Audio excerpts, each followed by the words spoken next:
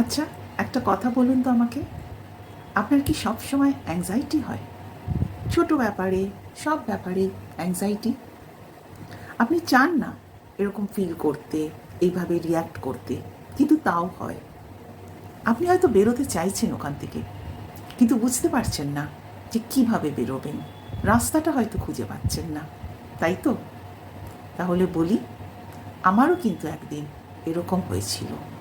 আমি ঠিক এই অবস্থাতেই ছিলাম, কিন্তু তারপর আমি আমার মেন্টরের হাত ধরে এই অ্যাংজাইটি থেকে বেরিয়ে আসি এবং আজকে আমি একজন হিলার হিসেবে কাজ করছি, অন্যদের সাহায্য করছি তাদের অ্যাংজাইটি ছাড়াও নানা রকম নেগেটিভ ইমোশনস থেকে নিজেদের রিলিজ করে জীবনটাকে সুন্দরভাবে উপভোগ করতে।